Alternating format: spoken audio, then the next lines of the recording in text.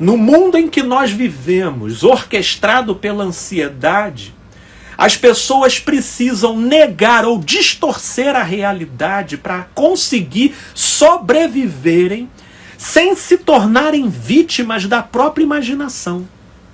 Sem se tornarem vítimas da própria imaginação. É por isso que, por exemplo, eu olho para cá e vejo isso. Eu até escrevi um texto, por mais longo que vocês possam pressupor, acredite, ainda foi um texto muito resumido, onde eu me utilizei de uma palavra de Jesus que se encontra aqui no livro de Mateus, no capítulo 24, quando ele diz o seguinte: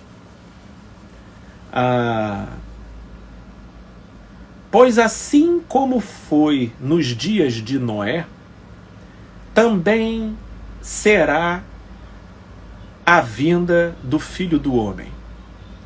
Porquanto, assim como nos dias anteriores ao dilúvio, o dilúvio foi um meteoro, metaforicamente falando, que caiu há anos atrás. E era interessante, né, que quando eu e a minha esposa a gente parou para refletir, né, sobre a questão do dilúvio, isso porque eu vou olhando, né, às vezes alguns filmes e algumas colocações. Existem muitos filmes que equivocadamente eles retratam Noé como tendo sido um grande egoísta, né? Porque Noé só colocou a própria família dele dentro do barco e saiu e deixou todo mundo morrendo do lado de fora. E Jesus disse o seguinte: porquanto assim como nos dias anteriores ao dilúvio, comiam e bebiam, casavam e davam-se em casamento, até o dia em que Noé entrou na arca, e não o perceberam, senão quando veio o dilúvio e os levou a todos. Assim será também a vinda do Filho do Homem. O nível de entorpecimento da percepção ela é tão grande, né? As pessoas ficam dizendo, né, Noé foi um egoísta. Não, não foi não. Noé tentou avisar. Noé foi, para quem não conhece, Noé foi o Randall do filme. Foi o Randall do filme Não Olhe para Cima. Foi o Randall e a Kate do filme. Noé tentou avisar, mas era o que Jesus dizia aqui, olha, naquela época, casavam-se e davam-se em casamento, comiam e bebiam. Ou seja, era vivendo a vida dentro daqueles panoramas mais clássicos do que é tipificado como bom, como prazeroso. E não é que eu esteja aqui recriminando o que seja bom e prazeroso, pelo amor de Deus. Eu sou uma pessoa que como, que bebo e que sou casado, graças a Deus. Mas não é essa a questão. É quando essas vivências viram um fim em si mesmo. E a nossa entrega a elas precisa ser com tanta intensidade, porque é como se nós estivéssemos fugindo de vazios e dores existenciais e de traumas não elaborados dos quais a gente não quer enxergar. A grande verdade é que o verdadeiro meteoro que a gente não quer olhar, não é o que vem do lado de fora do planeta para cá, é o que caminha dentro da gente e a gente não olha. E isso nos torna escravos dos entretenimentos os mais diversos, desde dos proibidos até os permitidos, mas que pelo modo como a gente deles se utiliza, eles não agregam na nossa vida, eles nos alienam. De modo que Noé tentou advertir, mas quem disse que ele foi ouvido? E aí depois da gente assistir esse filme, eu falei para minha esposa, hoje você entende Noé? Hoje você entende Noé? Que Noé tentou advertir que estava vindo um grande cataclisma que iria resetar o planeta Terra. Mas quem deu ouvidos? Eles só perceberam quando o dilúvio começou a descer. Aí hoje a gente começa a entender Noé. E veja como que nós estamos entrando na era da grande alienação, onde tudo é informação.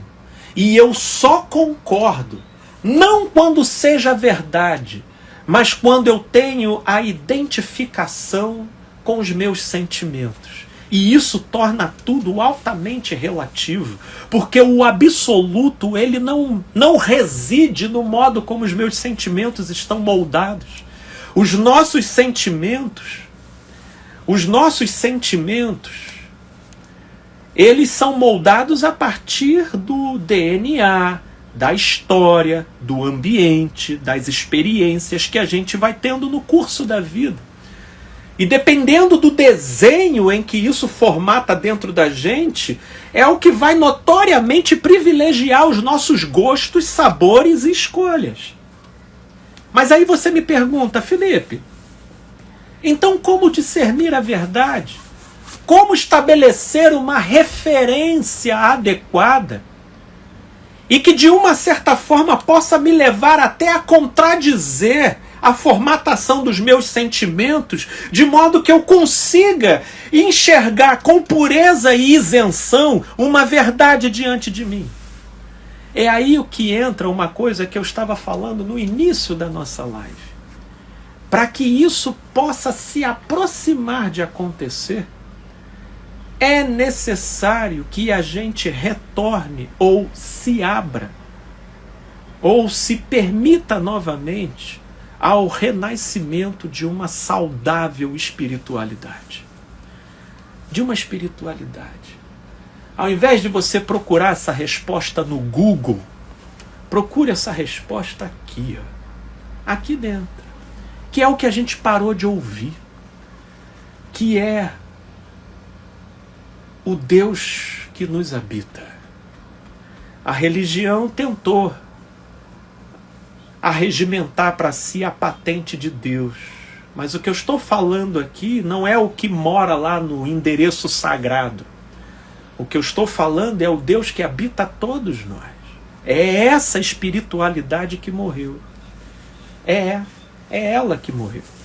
Eu particularmente tenho Jesus, o Cristo, como a referência para mim. Como uma luz que vai apontando ali o que é, o que não é, mesmo na minha própria contradição. Mesmo que eu fique com medo, mesmo que eu fique com raiva, mesmo com vontade de me vingar, eu vou tentando perdoar. Mesmo com vontade de sair correndo, então eu vou me disciplinando para encarar. Mesmo querendo partir pro quebra-quebra, eu vou tentando me segurar. Tudo a partir de um paradigma interpretativo que ele foi me concedendo e que eu vou tentando me utilizar como princípio interpretativo para o todo da vida, e isso vai produzindo em mim uma referência de espiritualidade que nasce de dentro para fora. Mas a gente quer a resposta dos livros, a gente quer a resposta dos especialistas, dos coaches, dos psicólogos, das versões autorizadas. E aí, nessa direção, que é isso que essa geração condiciona a todos a buscar, a verdade ela vai sendo obnubilada por uma quantidade excessiva de informações, onde tudo vira informação. E onde existe uma gama muito extensa de informações, uma coisa vai contradizendo outra, de modo a produzir uma massa relativista, relativizante, tão grande de tudo, que todas as coisas vão perdendo a substância de produzir qualquer tipo de impacto na gente, de modo que a nossa percepção ela vai se tornando completamente desconectada com o que seja essencial e prioritário na vida, de modo a nos tornar uma geração altamente suscetível, seja ao dilúvio, seja ao meteoro, seja ao aquecimento global, seja a pandemia, seja lá o que for que vier na nossa direção, mesmo com a proposta de extermínio e de eliminação, mas isso parece que não assume uma proporção de gravidade ou não nos afeta mais de modo equivalente a produzir uma mobilização compatível. Porque, na verdade, tudo é informação, tudo é relativo.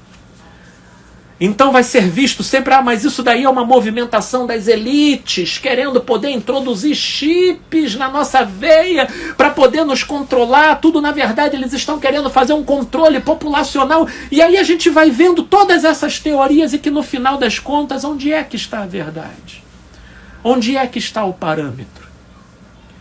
Porque num mundo cada vez mais sem espiritualidade, só nos resta agir de acordo com o modo como os nossos sentimentos foram formatados.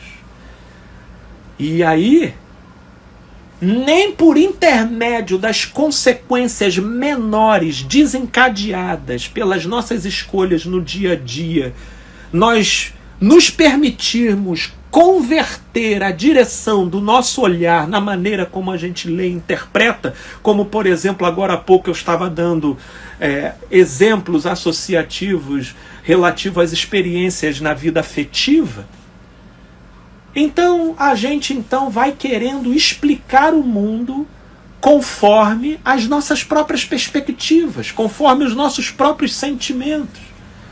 E como tudo hoje está conectado em rede, você pode ter a opinião mais estapafúrdia, escalafobética. Vai procurar no dicionário aí, mas você pode ter a opinião mais catastrófica, nonsense, completamente louca da realidade. Num mundo conectado como a gente vive, você sempre vai encontrar seguidores. E como tacitamente aquilo que a cultura prioriza, né? Hoje a autoridade ela está não em quem pode se averiguar a realidade da verdade acompanhando a proposta que ele oferece, mas sim a quantidade de visibilidade e de seguidores que essa pessoa tem. Ela pode ser louca, ela pode proferir as mentiras mais escrachadas, mas se ela tem uma grande quantidade de seguidores, até as pessoas mais sensatas às vezes ficam em dúvida. Às vezes ficam em dúvida se aquela pessoa, de repente, tem algo para contribuir. Porque no modo como o nosso olhar vai sendo condicionado pelas induções da cultura, a gente vai batendo palma para cada coisa louca que a gente nem imagina. E então esses são os esquemas de escamoteamento da realidade, de alienação da percepção, de entorpecimento dos sentidos, que a pessoa só vai perceber que ela vai ser atropelada a hora que o carro encostar nela. A pessoa só vai perceber que ela estava se relacionando com um 71 na hora que o cara trair ela, ou na hora que o cara bater nela. A pessoa só vai perceber que aquele caminho era furada na hora que ela perder o chão debaixo do pé dela.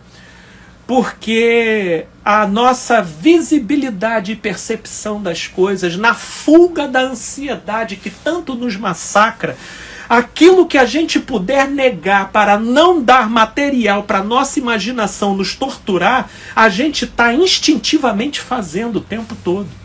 Porque tudo isso reflete a morte da espiritualidade dentro da gente.